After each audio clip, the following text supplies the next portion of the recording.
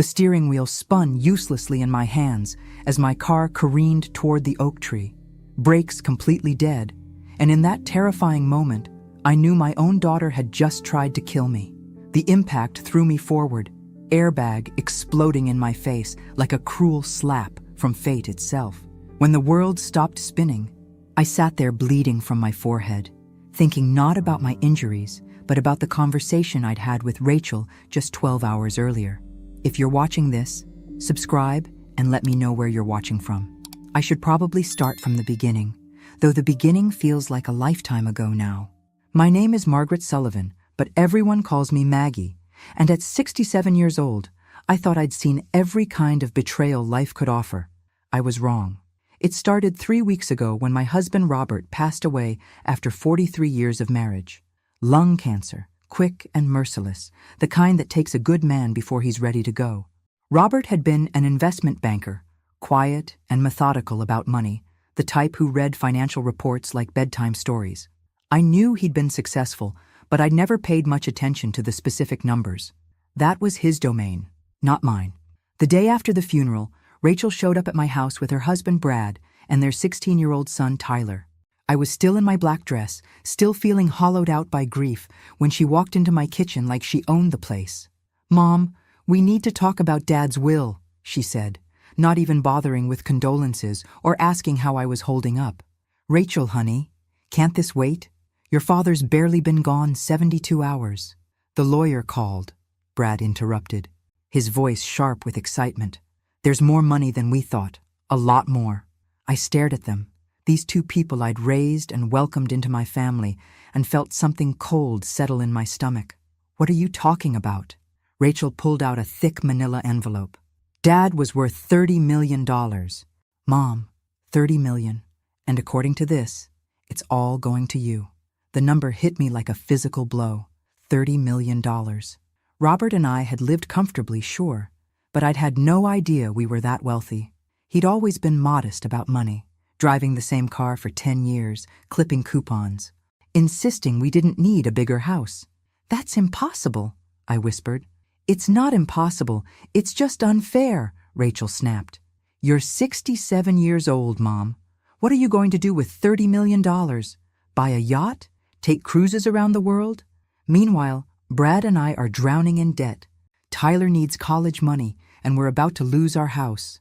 I looked at my grandson, who was staring at his phone, deliberately avoiding eye contact. This conversation was clearly planned, rehearsed, and he wanted no part of it. "Rachel, I just learned about this money 5 minutes ago. Can we please discuss this rationally?" "There's nothing to discuss," Brad said, leaning forward with that aggressive posture he used when he wanted something. "You don't need $30 million.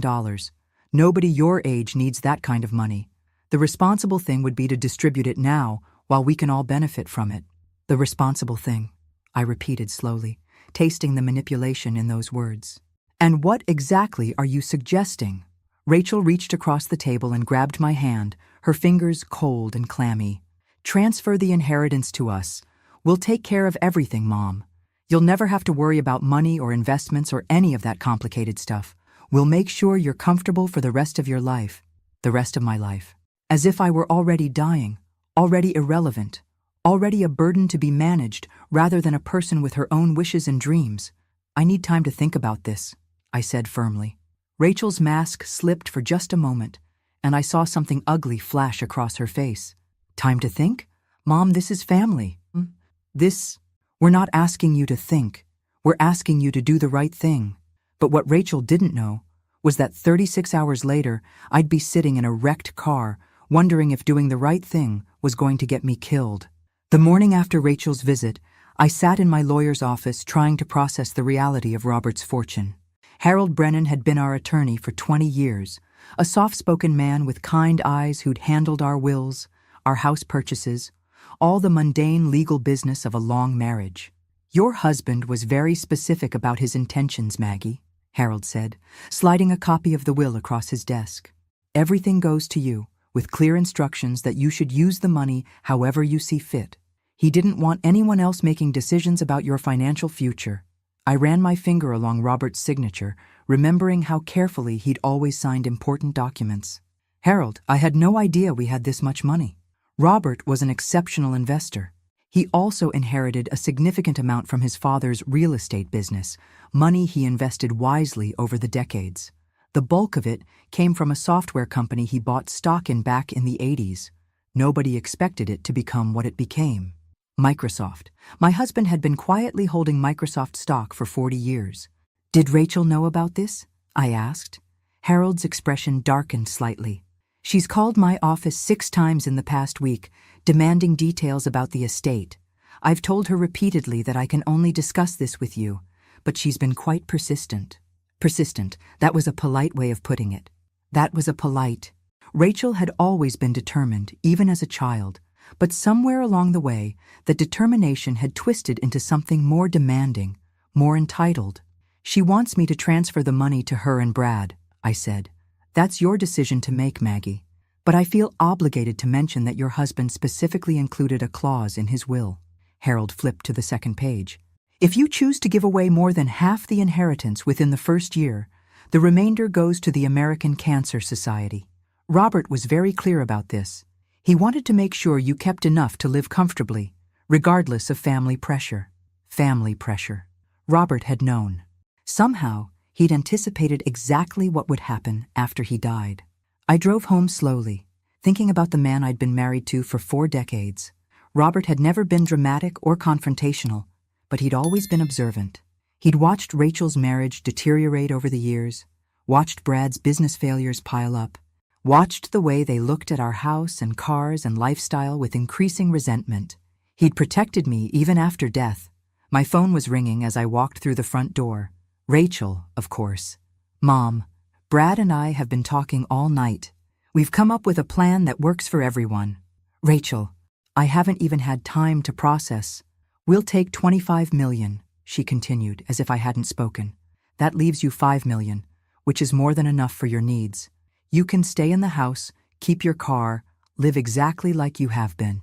And we'll handle all the investment decisions so you don't have to worry about managing that much money. $5 million. She was offering to let me keep 1/6 of my own inheritance, like it was an act of generosity. And if I say no? I asked. The silence stretched too long. Why would you say no, Mom? We're family. Family takes care of family. Your father worked his entire life to build this nest egg, Rachel. He left it to me because he trusted me to make good decisions with it. Dad also didn't expect to die at 69, Rachel shot back. If he'd lived another 20 years, there wouldn't be anything left anyway. You'd have spent it on medical bills and nursing homes and all the expensive things that come with getting old. Getting old. As if aging were a moral failing, something selfish I was doing to inconvenience her. I'm not giving you $25 million. Rachel, $10 million then. Mom, be reasonable. Brad's business is failing. We're behind on our mortgage. Tyler needs college money. We're drowning here while you're sitting on more money than you could spend in 3 lifetimes. I said no. The silence this time felt different. Colder. You're making a mistake. Mom, a big mistake. Family is all you have left now that Dad's gone. You might want to think about what happens to old women who isolate themselves from the people who love them. She hung up before I could respond, but her words echoed in my mind for hours afterward. Old women who isolate themselves. It sounded almost like a threat, but I told myself I was being paranoid. This was my daughter, not some stranger. Rachel was angry and desperate, but she wouldn't actually hurt me. Would she? 3 days later, I made my position crystal clear. Rachel and Brad came over for what they called a family meeting, though it felt more like an intervention designed to wear down my resistance. Mom, we've talked to Tyler about this, Rachel started, using our grandson as emotional leverage. He's worried about you living alone in this big house with all this money. What if someone breaks in? What if something happens to you? What if you fall and there's no one here to help? Brad added. At your age, a simple accident could be fatal. My age again. They kept talking about my 67 years like I was already decrepit, already incompetent, already halfway to the grave. I appreciate your concern, I said dryly, but I'm perfectly capable of taking care of myself. Are you, though? Rachel leaned forward, her voice taking on that patronizing tone she used when she wanted to sound reasonable. When's the last time you balanced a checkbook? Do you even know how to log into Dad's investment accounts? This much money requires professional management, Mom. It's not something you can just figure out on your own. I ran a bookkeeping business for 15 years before I married your father, I reminded her. I think I can handle my own finances. That was 30 years ago. Things have changed. Everything's online now. Everything's complicated. You'll make mistakes, lose money, get taken advantage of by financial advisors who see an elderly widow as an easy target. Elderly widow. Another charming phrase designed to make me feel helpless. The answer is still no, I said firmly. Brad's composure finally cracked. This is ridiculous. You're being selfish and stubborn, and you're going to regret it. Excuse me? You heard me.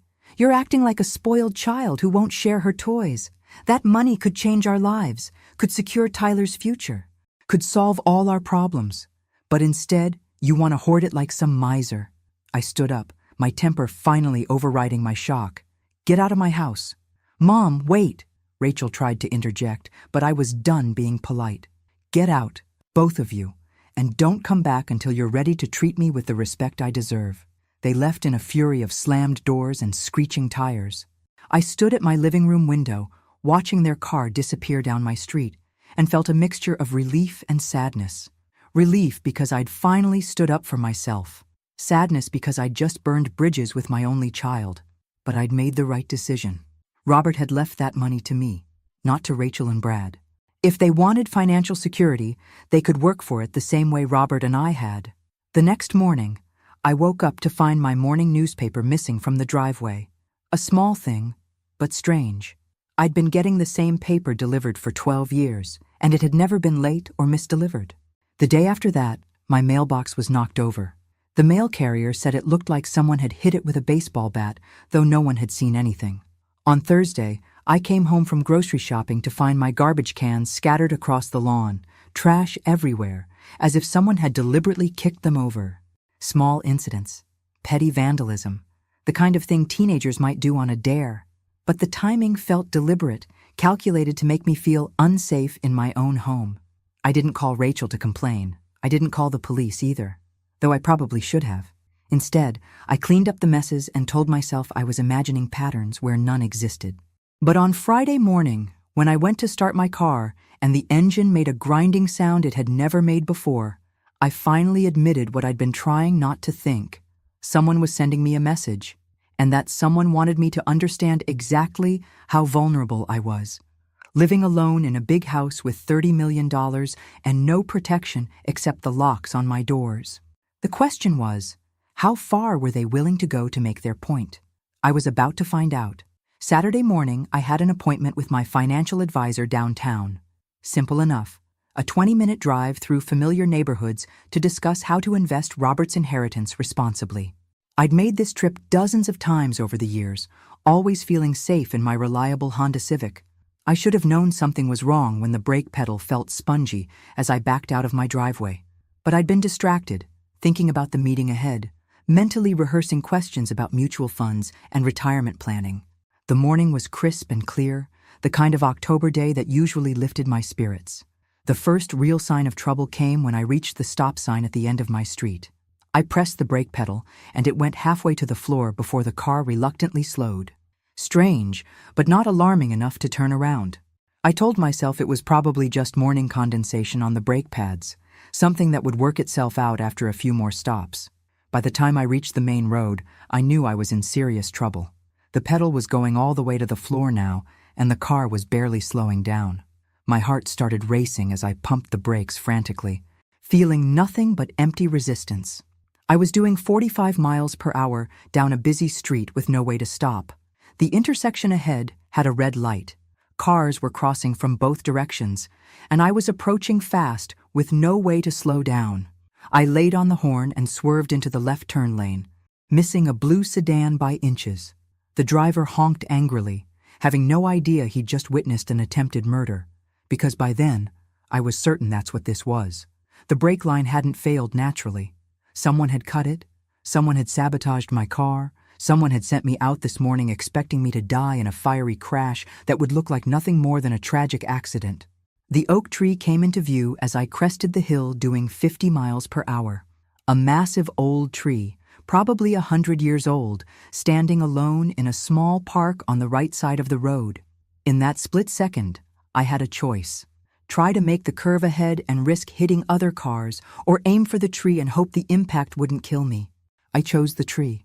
The steering wheel spun uselessly in my hands as my car careened toward the oak, brakes completely dead, and in that terrifying moment, I knew my own daughter had just tried to kill me. The impact was tremendous. The airbag exploded in my face like a fist, and the sound of crumpling metal filled the air. My seatbelt cut into my chest as the car folded around the ancient trunk. For a moment, everything went white and silent. When my vision cleared, I was slumped forward against the deflated airbag, blood trickling from a cut on my forehead. My chest ached, my hands were shaking, but I was alive. Miraculously, impossibly alive. People were running toward the car, shouting questions, calling 911.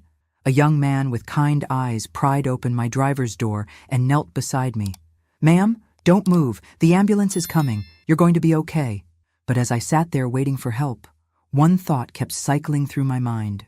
This wasn't an accident.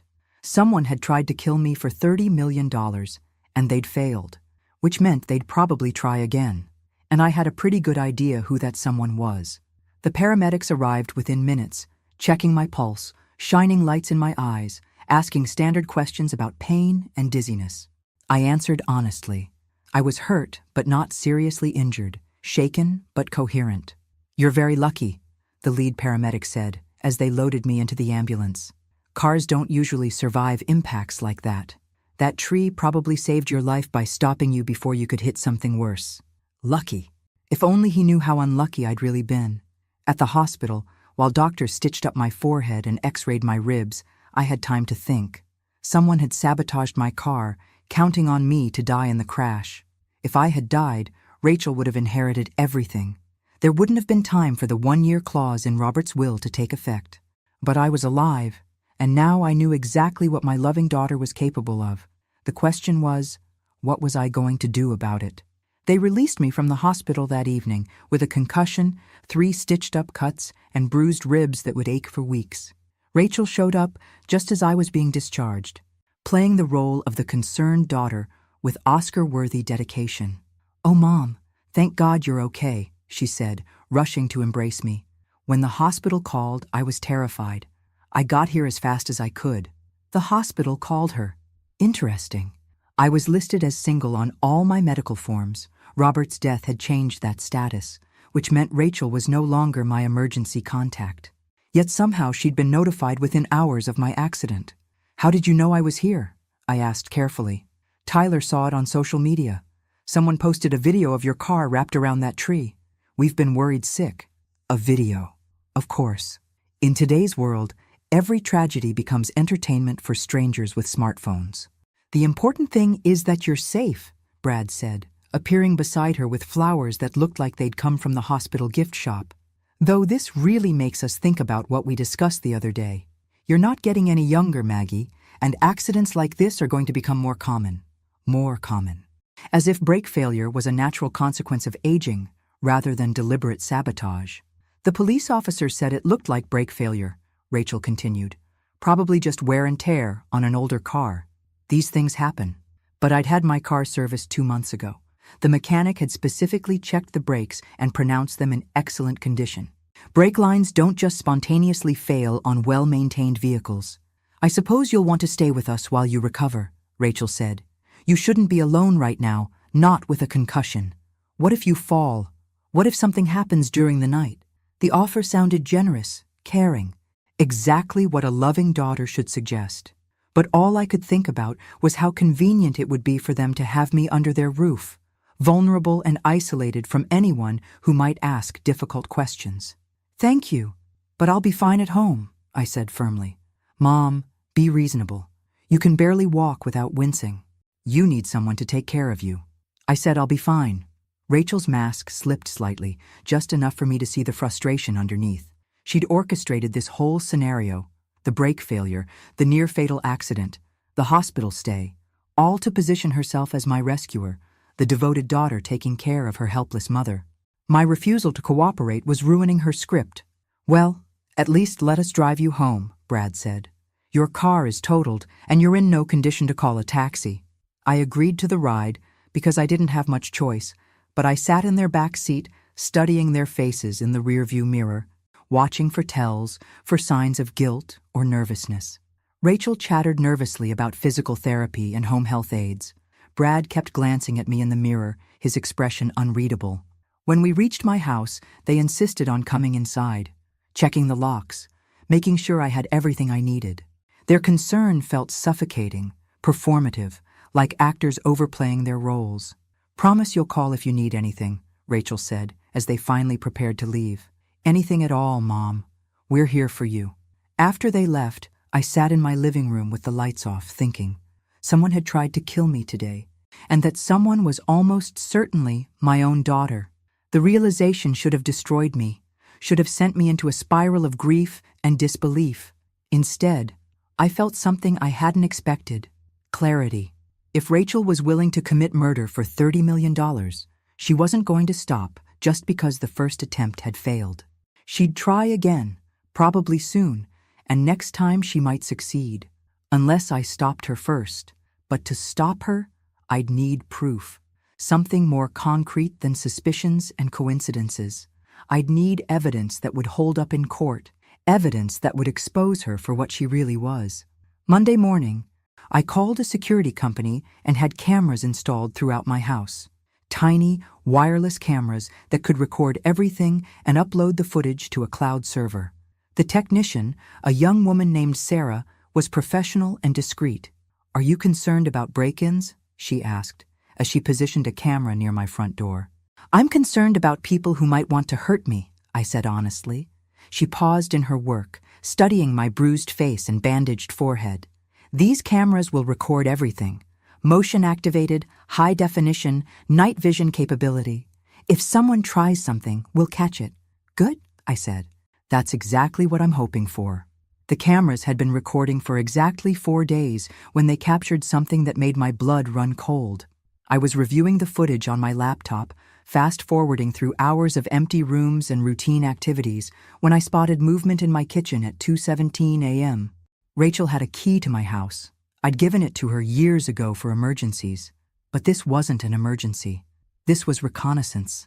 She moved through my kitchen like a ghost, opening cabinets, checking my prescription bottles, examining the contents of my refrigerator. She wasn't stealing anything, just gathering information. After 10 minutes, she moved to my home office, where she photographed documents on my desk with her phone. But the most chilling part came when she walked into my bedroom, where I lay sleeping just 15 feet away from where she stood. The infrared camera captured her clearly as she watched me for nearly a minute, her expression cold and calculating. She was studying me like a problem to be solved. Then she left as quietly as she'd come. The next night's footage was even worse. This time, Brad was with her. They came prepared with latex gloves and small tools, and they spent an hour systematically searching my house. They found my emergency cash stash in the bedroom drawer. They photographed my social security card and birth certificate. They even took pictures of my medication bottles, probably researching what would happen if I suddenly took too many pills. But the conversation I overheard through the camera's audio feed was what convinced me I was dealing with people who had already crossed a line from which there was no return. "The break thing didn't work," Brad whispered as they rifled through my desk. "She's tougher than we thought." "Or luckier," Rachel replied. "But luck runs out, especially for old women living alone." "What's plan B?" Rachel held up one of my prescription bottles, blood pressure medication that I took daily. Heart attack. Completely believable at her age, especially after a traumatic accident. A little extra potassium in her system, and it'll look like natural causes. How much extra potassium? Enough to stop her heart, but not enough to show up in a basic autopsy. I've been researching it online. The key is to make it look like she just got confused about her dosages, maybe took too many pills by accident, or mixed medications she shouldn't have mixed.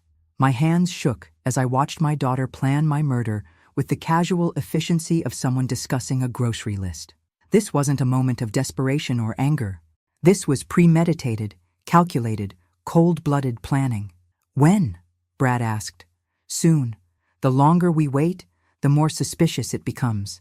And I don't like how she's been acting lately. Too alert, too independent. It's like she suspects something. They spent another 20 minutes in my house, photographing papers, memorizing my routines, planning my death. When they finally left, I sat in the dark for hours, struggling to accept what I'd just witnessed. My daughter wanted to kill me. Not in a moment of rage, not in self-defense, not even in desperation. She wanted to murder me methodically and deliberately for money. But I had something she didn't know about. Evidence. Hours of high-definition video footage showing her breaking into my home, discussing murder methods, planning to poison me with my own medication. It was enough to send her to prison for a very long time. The question now was when and how to spring the trap. Because Rachel was right about one thing. Time was running out. If I waited too long, I might not survive to see justice served. But I'd learned something important about myself in these past few weeks.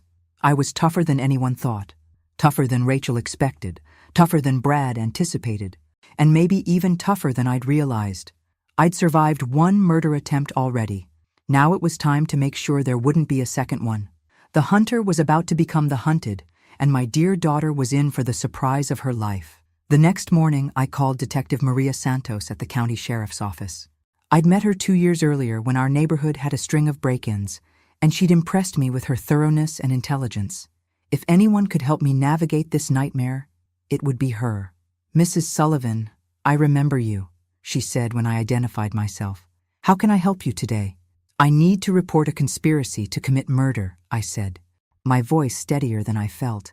"My daughter and her husband are planning to kill me for my inheritance." There was a brief pause.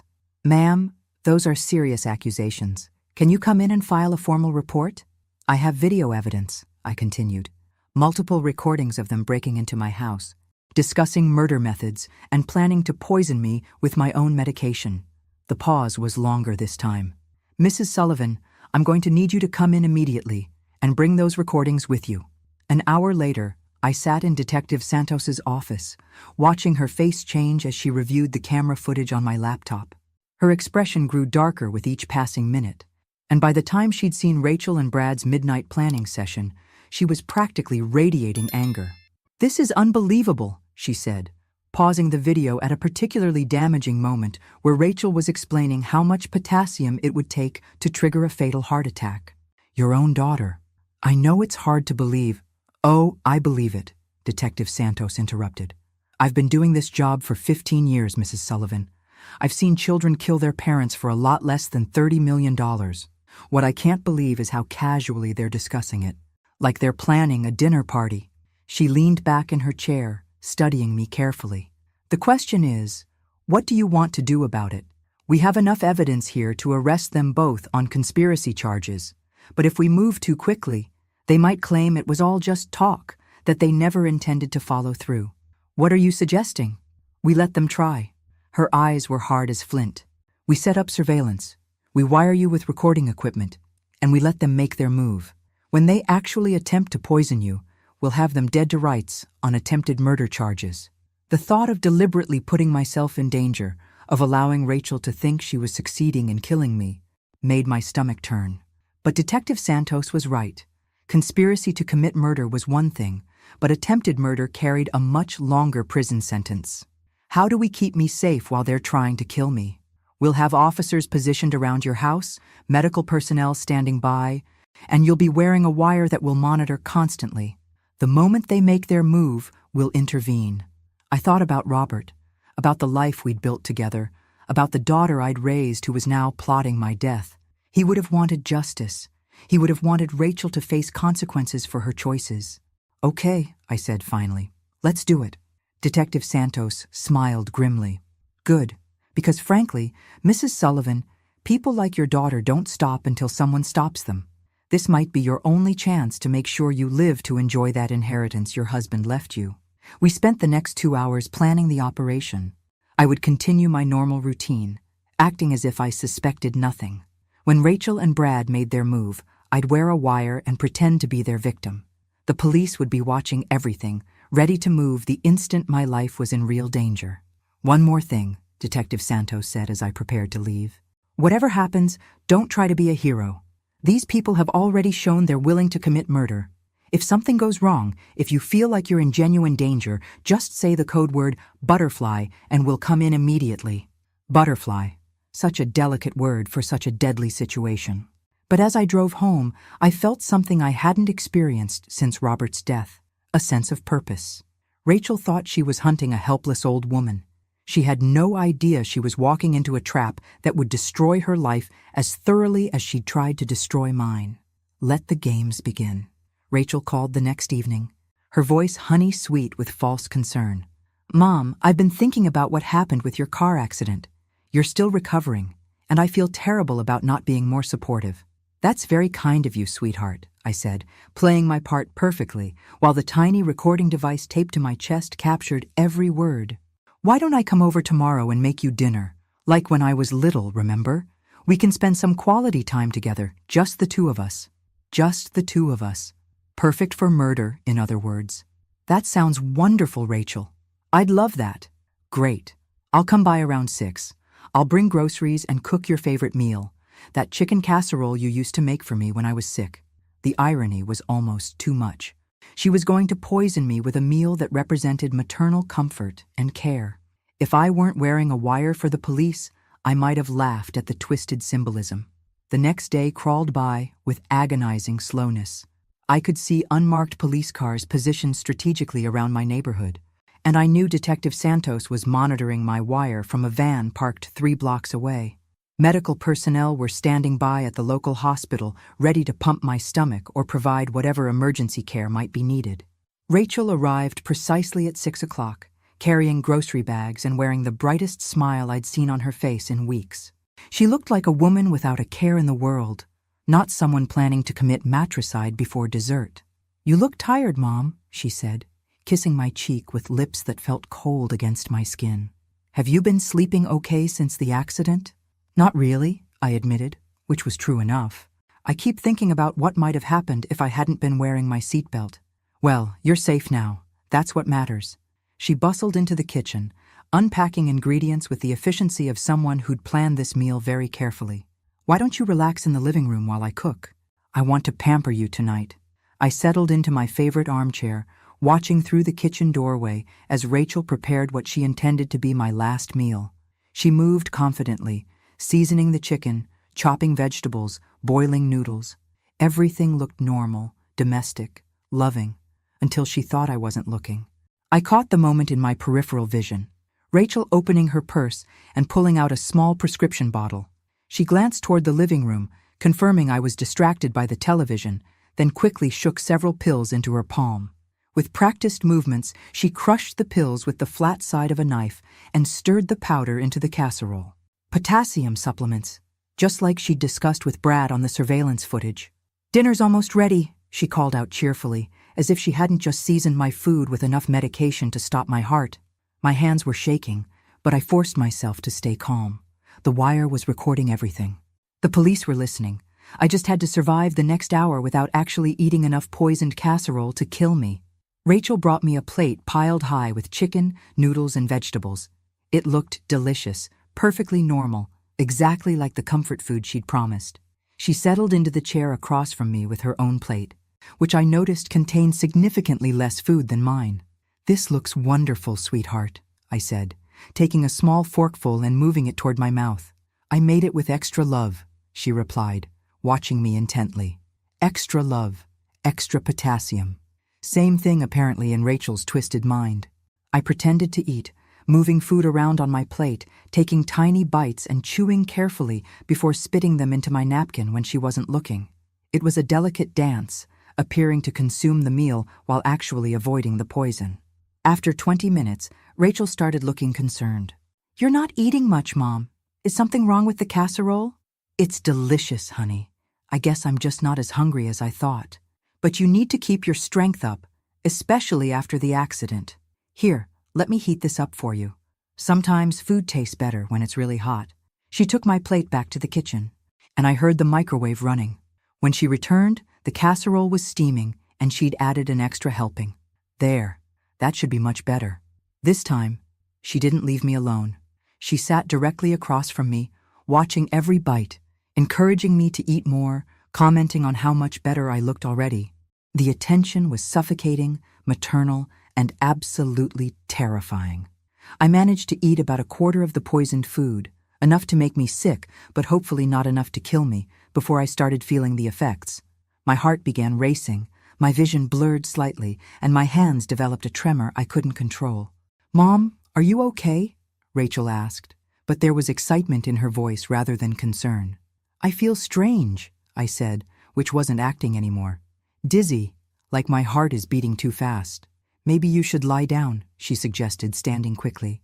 "Here, let me help you to the bedroom."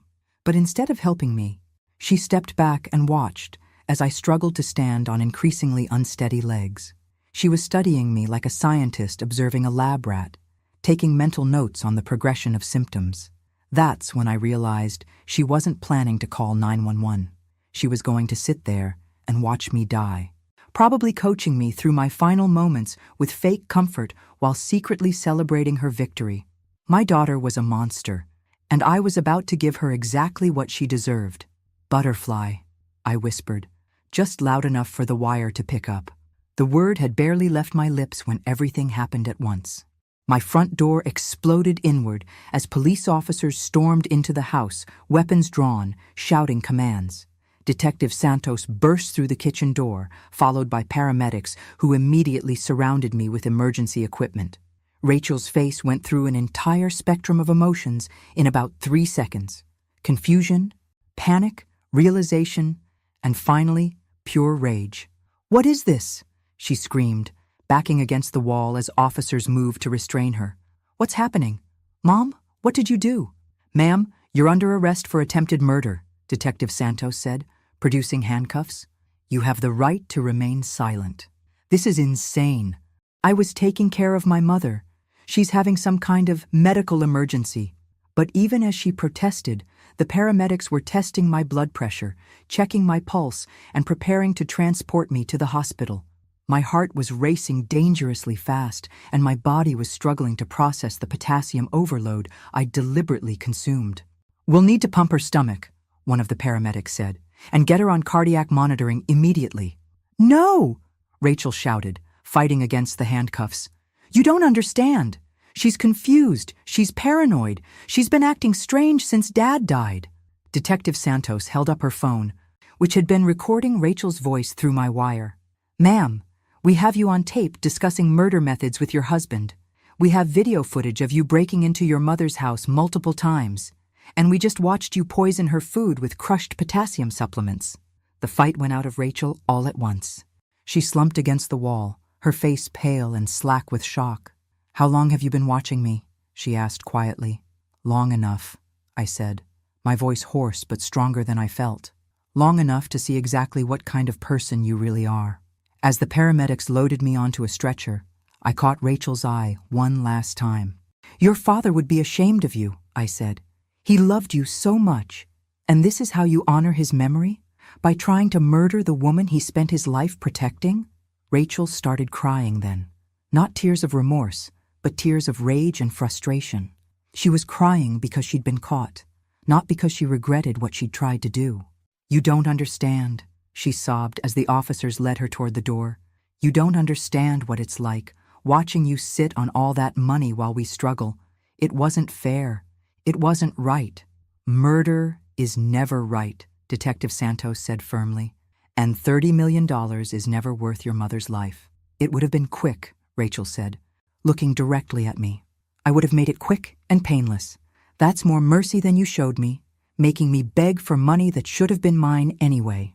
The casual way she discussed my planned murder, as if she were explaining a business decision, chilled me to the bone. This wasn't my daughter speaking anymore. This was someone I didn't recognize, someone whose love for money had completely consumed whatever love she'd once had for me. At the hospital, doctors worked for 3 hours to stabilize my heart rhythm and flush the excess potassium from my system. I'd come closer to dying than I'd expected, close enough that the doctors were amazed I'd survived without permanent damage. "You're very lucky," Dr. Peterson told me as I recovered in the cardiac unit. "A few more bites of that food, and we might not have been able to save you." Lucky. There was that word again. But this time, I knew it wasn't luck that had saved me. It was preparation, courage, and the help of people who cared more about justice than family loyalty. Detective Santos visited me the next morning with an update on Rachel's case. "She's confessed to everything," she said, settling into the visitor's chair beside my bed. "The brake tampering, the break-ins, the poisoning. Her husband Brad is trying to claim he was coerced, but we have him on video discussing murder methods. They're both looking at 25 to life. 25 to life. My daughter would spend the rest of her existence in prison, and she'd put herself there through her own greed and cruelty. How do you feel about that?" Detective Santos asked gently. I thought about it for a long moment. "Sad," I said finally, "but not sorry. She made her choice, and now she has to live with the consequences. Any regrets about how you handled this?" "Only one," I said. "I regret that it took me so long to see who she really was. But that was behind me now. Rachel was going to prison. Brad was facing his own charges, and I was finally free to live my life without fear. $30 million was a lot of money, but my life, my real life, the one where I could sleep peacefully without worrying about being murdered in my bed, was priceless." The trial was a media sensation. "Daughter tries to murder mother for $30 million inheritance" ran as headlines across the country, and reporters camped outside the courthouse every day for 3 weeks. I became an unwilling celebrity, the grandmother who'd outsmarted her murderous daughter with hidden cameras and police cooperation. Rachel's defense attorney tried to paint her as a desperate mother driven to extremes by financial pressure. He talked about Brad's failed businesses, Tyler's college expenses, the crushing weight of debt that had made them do terrible things. But the prosecution had hours of video footage showing Rachel coldly planning my death, and my testimony about the brake tampering sealed her fate. The jury deliberated for exactly 2 hours before returning with guilty verdicts on all charges: conspiracy to commit murder, attempted murder, breaking and entering, and criminal endangerment. Brad received a similar sentence, though his cooperation with prosecutors earned him a slightly reduced term. Throughout the trial, Rachel never looked at me directly. She sat at the defendant's table with perfect posture. Dressed in conservative clothes her lawyer had chosen to make her look sympathetic, but I could see the anger radiating from her like heat from a furnace. She was furious at being caught, not remorseful about what she'd done. Tyler, my 16-year-old grandson, was in the courtroom for the sentencing. He'd been living with Brad's parents since his parents' arrest, and he looked lost, confused, and heartbroken. When the judge sentenced Rachel to 27 years in prison, Tyler started crying silently. After the sentencing, I approached him in the hallway. "Tyler, honey," I said gently, "I know this is incredibly hard for you." He looked up at me with red-rimmed eyes that reminded me painfully of Rachel at the same age. "Grandma, I'm sorry. I'm so sorry about what Mom tried to do to you." "You have nothing to apologize for," I said firmly. "None of this was your fault. But I knew they were having money problems. I heard them fighting about it. If I had said something, maybe nothing would have changed, except that you would have been in danger too," I interrupted. "Your mother made her choices, Tyler. You didn't make them for her." He hugged me then, this tall, gangly teenager who'd lost both parents to greed and stupidity. We stood in the courthouse hallway, holding each other while reporters snapped pictures and his paternal grandparents waited patiently nearby. "What happens now?" he asked when we finally separated. "Now you focus on finishing high school and figuring out what you want to do with your life," I said. "And you know that college is taken care of. Your grandfather Robert set up an education fund for you years ago. It's separate from everything that happened with your parents." Tyler's face showed the first spark of hope I'd seen since the trial began. "Really? Really? Your grandfather loved you, honey. He wanted to make sure you had opportunities, no matter what." 6 months after the trial ended, I did something that surprised everyone, including myself. I established a foundation in Robert's name, dedicating $25 million to supporting seniors who were being financially abused by their own family members.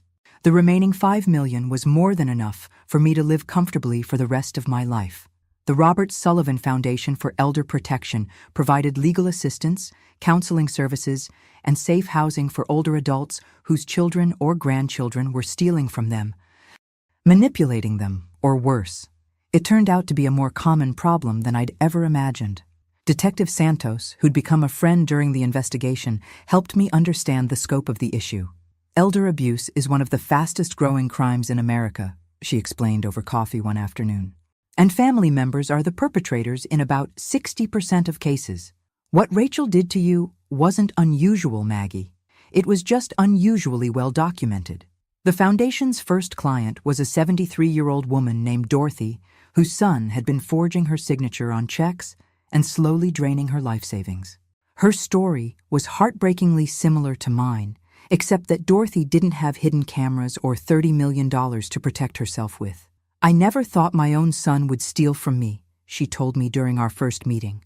I raised him. I loved him. I trusted him completely. How could he do this to me? It was the same question I'd asked myself about Rachel 100 times. The answer was always the same. Some people value money more than love, and blood relation doesn't protect you from that kind of cruelty. But helping other victims helped heal something in me that I didn't even know was broken. Every senior citizen we helped, every family member we prosecuted, every dollar we recovered, it all felt like justice not just for them, but for Robert, for me, and for every parent who'd ever been betrayed by their own child. Tyler graduated high school with honors and started college that fall, majoring in criminal justice. He said he wanted to work in law enforcement someday, to help people like his grandmother who'd been victimized by people they trusted. I want to make sure what happened to you never happens to anyone else, he told me at his graduation party. Looking at him, this smart, compassionate young man who'd emerged from such a terrible family situation with his integrity intact, I felt something I hadn't expected. Gratitude. Not gratitude for what Rachel had done, but gratitude for what her actions had revealed. They'd shown me that I was stronger than I'd ever imagined, that I could survive betrayal and fight back against injustice. They'd led me to a purpose that gave meaning to Robert's legacy and my own life, and they'd proven that sometimes the most valuable inheritance isn't money at all. It's the knowledge that you have the courage to protect what matters most. 2 years after Rachel's conviction, I received a letter from her in prison. The envelope sat on my kitchen table for 3 days before I found the courage to open it. I wasn't sure I wanted to hear from the daughter who'd tried to murder me, but curiosity finally won over caution. The letter was 5 pages long, handwritten in the careful script Rachel had perfected in Catholic school. She talked about her life in prison, her cellmate who was teaching her to paint, the classes she was taking to earn her bachelor's degree. For 4.5 pages, she sounded almost like the daughter I remembered from before greed had poisoned her heart. But the last paragraph revealed that prison hadn't changed her as much as I'd hoped. I know you probably think I'm a terrible person, she wrote, but I want you to understand that everything I did came from love. Love for my family, love for my son, fear of losing everything we'd worked so hard to build. Maybe my methods were wrong, but my intentions came from the right place. I hope someday you can forgive me and we can have some kind of relationship again. Tyler needs both of us in his life. Love. She was still calling it love. This thing that had driven her to sabotage my car and poison my food. Even after 2 years in prison, Rachel couldn't acknowledge that what she'd done was pure selfishness disguised as family devotion. I never wrote back. Tyler, on the other hand, had become the light of my life. He visited every few weeks, bringing laundry and stories from college, letting me cook for him and fuss over his grades. He'd grown into a fine young man despite everything his parents had put him through, and I was prouder of him than I had words to express. Mom writes to me sometimes, he told me one Sunday afternoon as we worked in my garden together. She keeps asking me to visit her. Do you want to? I asked carefully. He was quiet for a long moment, pulling weeds with more force than necessary. I don't know. Part of me misses her, you know. She's still my mom, even after everything. But another part of me is angry that she chose money over family, over you. You don't have to decide right now, I said. Or ever. If you don't want to. Whatever you choose, I'll support you. What would Grandpa Robert have done? Tyler asked. I considered the question seriously. Robert had been a forgiving man, but he'd also been practical about protecting the people he loved. I think he would have said that forgiveness doesn't require putting yourself in danger, I said finally. You can forgive your mother without having a relationship with her. You can wish her well without trusting her again. Tyler nodded, seeming satisfied with that answer. We worked in comfortable silence for a while, planting tomatoes and peppers in the raised beds Robert had built for me before his diagnosis. "Grandma?" Tyler said eventually. "Thank you." "For what, sweetheart?" "For fighting back, for not letting her get away with it, for showing me that family doesn't mean you have to accept being treated badly." Those words meant more to me than all the money in Robert's accounts combined. The Robert Sullivan Foundation had grown beyond anything I'd imagined. We'd helped over 300 seniors in 2 years, recovered more than $8 million in stolen funds, and sent 47 family members to prison for elder abuse. The statistics were impressive, but the individual stories were what kept me motivated. Like Margaret Thompson, whose daughter had been slowly poisoning her with insulin to cause diabetic episodes that would eventually kill her. Or Frank Rodriguez, whose son had been selling his father's possessions on eBay while telling him that he'd simply misplaced them. Or Helen Chang, whose grandson had convinced her to sign over her house deed by claiming it was a Medicare form. Each case reminded me that what Rachel had done wasn't unique. It was part of a larger epidemic of children who saw their aging parents as obstacles to inheritance rather than human beings deserving of love and respect. But for every horror story, there was also a victory. Every family member we prosecuted, every dollar we recovered, every senior citizen we helped protect, it all felt like redemption. Not just for the victims, but for me as well. I'd started this journey as a grief-stricken widow who'd been betrayed by her only child. I'd ended it as a fighter, an advocate, and a protector of people who couldn't always protect themselves. Now, at 69 years old, I wake up every morning with purpose. I have work that matters, relationships that nourish me, and the satisfaction of knowing that Robert's money is being used to honor his memory in the best possible way. Rachel sits in prison, counting down the years until parole. Brad serves his sentence in a different facility, apparently spending his time writing letters to parole boards that no one reads. Their son Tyler has grown into a man they barely know, shaped by their absence more than their presence. Sometimes, I wonder if things could have been different. If I'd said yes to Rachel's initial demand for $25 million, would we still be a family? Would she have been satisfied, or would she have found new ways to manipulate and control me? I'll never know for sure, but I suspect the money was never really the point. The money was just the excuse Rachel used to justify behavior that came from somewhere much darker, a place where love was conditional, family was transactional, and other people existed primarily to serve her needs. My late husband Robert had left me $30 million and a daughter who tried to kill me for it. In the end, I kept the money and lost the daughter. But what I gained was far more valuable. The knowledge that I was stronger than I'd ever imagined, braver than I'd ever needed to be, and capable of protecting not just myself, but others who needed protection. If you're watching this story and you recognize yourself in it, if you're being pressured by family members who see your assets as their inheritance, know that you're not alone. There are people who will help you, laws that will protect you, and options you might not have considered. And if you're watching this story and you recognize someone else in it, a parent or grandparent who might be vulnerable to this kind of abuse, please pay attention. Love shouldn't cost everything you own, and family shouldn't require you to sacrifice your safety or your independence. I learned that lesson the hard way, but I learned it. And now, every day, I use that knowledge to make sure other people don't have to learn it the same way I did. Justice isn't always swift, but when it comes, it's worth the wait. Now, I'm curious about you who are watching my story. What would you do if you were in my place? Have you ever been through something similar? Comment below and let me know. And meanwhile, I'm leaving on the final screen 2 other stories that are channel favorites, and they will definitely surprise you. Thank you for watching until here. Thanks for listening.